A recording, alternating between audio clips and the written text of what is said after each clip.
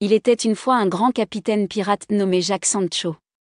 Avec son chapeau à large bord, son manteau usé par les intempéries et ses yeux verts perçants, tout le monde pensait qu'il était le pirate le plus féroce à avoir jamais sillonné les 7 mers. Dans chaque port, on racontait des histoires sur le tempérament fougueux du capitaine Sancho et son escrime sans égal. Mais derrière sa légende se cachait une vérité surprenante: Jacques Sancho avait un cœur bon, et un estomac très fragile. Vous voyez, le capitaine Sancho souffrait d'un terrible mal de mer. Les jours où la mer était calme, Sancho sifflait des airs joyeux, nourrissait les mouettes sur le pont et aidait même son équipage à nettoyer le navire. Il parlait doucement, riait souvent et traitait tout le monde équitablement, du plus jeune mousse au plus vieux marin.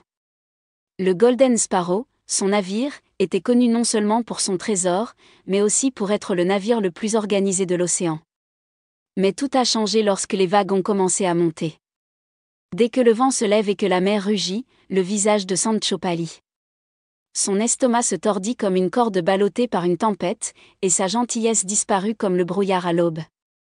Il grogna des ordres, jeta son équipage et fixa le ciel comme s'il essayait de provoquer la mer elle-même. Des vagues explosives rugiraient.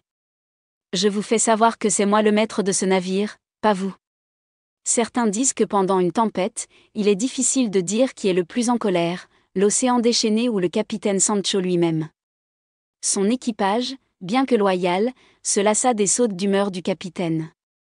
Un jour, lors d'une violente tempête près de Skull Island, le jeune garçon de Ponton Oliver s'est approché de lui avec prudence. « Capitaine, dit-il en faisant tanguer le navire, peut-être que la mer n'est pas votre ennemi. Peut-être qu'il s'agit simplement d'être vous-même. Peut-être qu'en écoutant cela, vous trouverez votre force, et non votre colère. » Sancho l'écoutait en se balançant. Était-ce à cause des vagues ou du choc? Personne ne pouvait le dire. Cette nuit-là, pour la première fois lors d'une tempête, le capitaine n'a pas crié vers le ciel. Au lieu de cela, il grimpa jusqu'au nid de pie, ferma les yeux et écouta. La mer rugissait et rugissait, mais dans le chaos, il entendait autre chose, du rythme, de la vie, même une sorte de chanson. Cela n'a pas amélioré son estomac, mais cela a calmé la tempête dans son cœur. À partir de ce jour, lorsque les vagues se sont élevées, le capitaine Sancho est également devenu sage.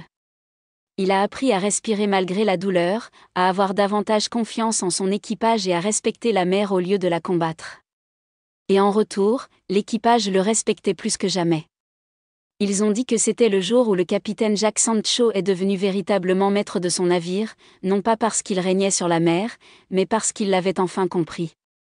Parfois, notre plus grande faiblesse cache le chemin vers notre plus grande force.